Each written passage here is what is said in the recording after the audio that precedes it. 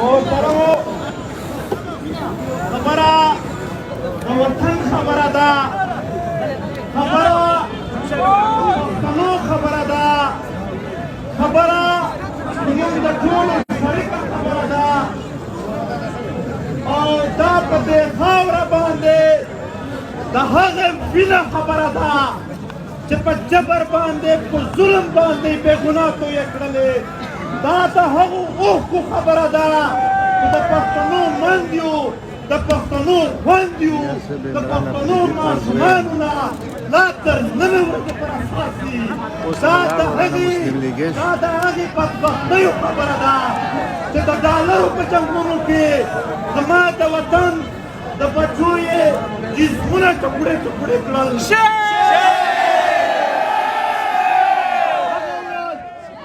هغه ورځ زموږ هېره نه ده چې په مینا بازار کې زمانه وشوه د پښتنو خویندې ټوکړې ټوکړې شوه. هغه ورځ هېره نه ده چې کله په تیرا کې ماشومان ټپړې کړي وو، په APS کې ماشومان وژلي وو. د سوات د پیر کوهلي د ماندیو څخه اوس د خلکو کې ګرځي. د کویت وکیلان او نایب پښتنو ټاټر یخ نه شو.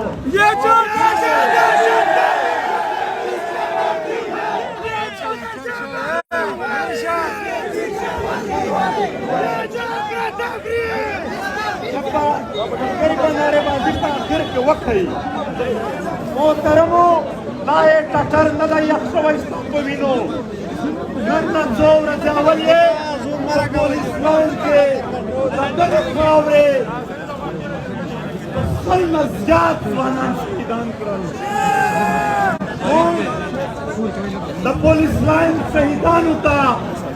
سلام کوو او د دوی کورنیو ته وایو تاسو یوازې نه یئ، دا زموږ شریک هم دی. دا په پولیس اټیک نه وه، د پولیس سره ذاتي دښمني نه وه، دا د پښتنو سره چې کومه د تېرو 20 کلونو نه دښمني لګیا ده دا د هغې برخه وه، په هغه وجه قتل کېږي. زه تقریر وګت نه کوم چې اوس ماحول داسې دی، صرف خبرې کوم. محترمو په تراګري باندې لږ د 100 پوینټونه ډېر په غور باندې دا 100 پوینټونه ډېر په غور باندې په خبره د اسلام وي نو په ټوله دنیا کې په چیلنج وایم چې په پښتنو نه زیات اسلام ته څوک هم احترام زیات نه لري. زه ثبوت درکوم. ته په پنجاب کې روژه خوره هېڅ وایي، زما په پښتنو کې چې روژه خورې بیا ته به خپل حال ګورې څومره احترام لري. ځکه په بل ځای کې جومات غیر آباد وي، دلته جماعتونه آباد دي. زمونږ علاقو کې کورونه د خټو دي خو جوماتونه مو ښه جوړ کړي. دا د اسلام نه، دا د پښتنو.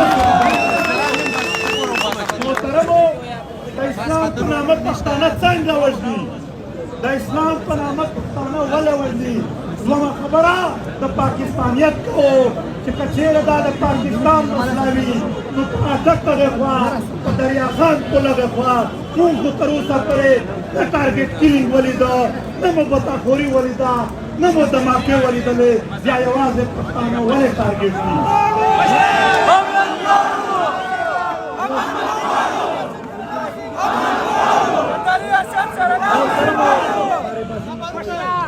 محترمو دا د دغې وطن سره کوم جنګ دی.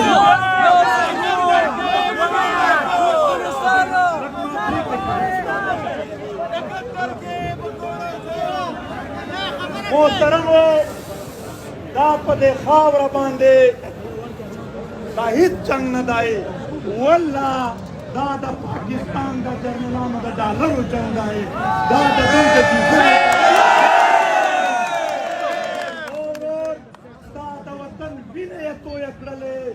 ځکه د جرنیلانو زمون په یورپ کې سبقونه تعلیمونه ایښي دا کومې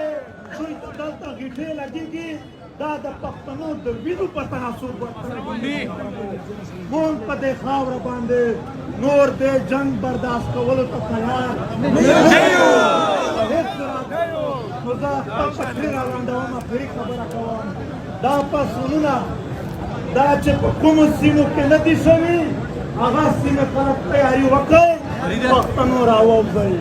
سیمهییزه توګه به خبره نه کوې چې زه د پېښور یم زه د وزیرستان یم زه پښتون یم د پښتونخوا یم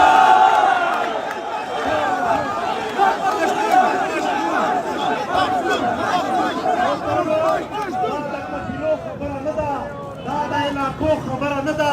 دا د یو ګوند خبره نه ده دا د یو تنظیم خبره نه ده دا به ټول په متحده په اتفاق او په اتحاد ورته راوځو زه په قسم درته وایم یو علاقه به هم په یوازې سر نه کېږي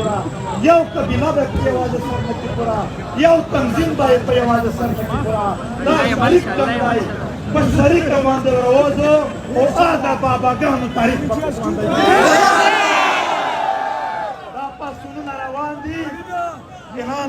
اعلان کوو درته اعلان کوو دا پاڅونونه لګیا دي دا پاڅونونه لګیا دي د عزت تخیل چې په آخر کې موږ څه کوو اوس په یو علاقه کې پاڅون دی بیا به راوځو چې احتجاج یو سیاسي لار ده هغه پوره کوو که یې نه ومنل خپله نقشه جوړوو پښتانه راټولوو د پښتنو خپل عدالت به لګېږي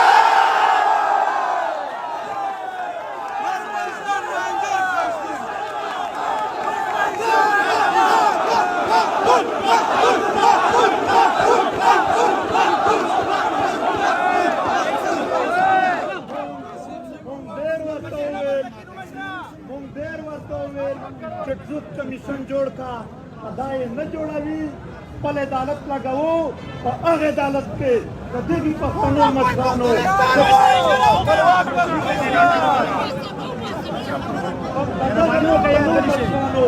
که کومه سزا هم چاته کوم جرنیل ته کوم کمانډر ته واروله زه به په سر وم ټول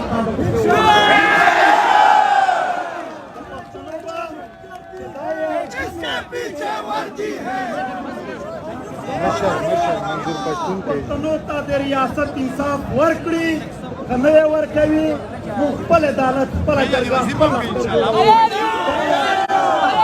بیا یې اول نه خبروو چې بیا به په تورو اوبو منډې نه وهې بیا د په هېڅ صورت خلاصون نو لهذا د دې دپاره به د هر څه نه بلاتر د قام په سترګو خلکو ته ګورو څوک به په دې نه راتلو چې ته د پلانکې قبیلې یې ته د پلانکې علاقې یې ته د پلانکې پارټۍ یې چې یو ځل پښتون دی که د کومې سیمې دی او که د کومې پارټۍ دی دا زما ورور دی زه د دغې وطن ملا ته هم غاړه ورکوم امید ته هم ورکوم په ټولو ګوندونو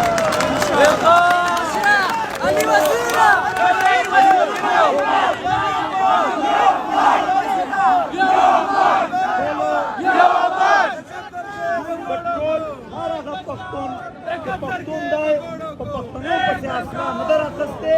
هغو ټولو ته به موږ غاړه ورکوو و زما د کاملا او د هر سیاسي ګوند سړیه چېرې رانه تللی یې کام دې دلته پاتې دی راشه په خپله خاوره باندې په پښتنه قدمونه ورته ودرېږو بیا په دنیا کې هر قوت مشرا علي وزير خوشحال اوسئ علي وزیر په دې نه دی نیولی چې هغه ظلم کړی دی علي وزیر د پښتنو امن غوښتلی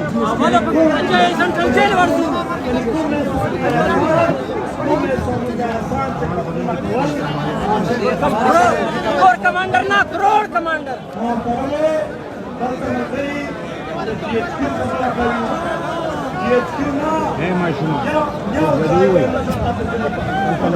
گزارو كده شو خيبة دي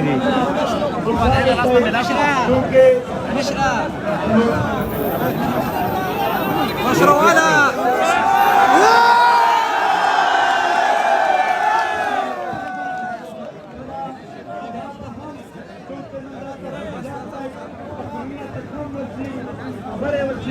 صار لك شرطك صار لك شرطك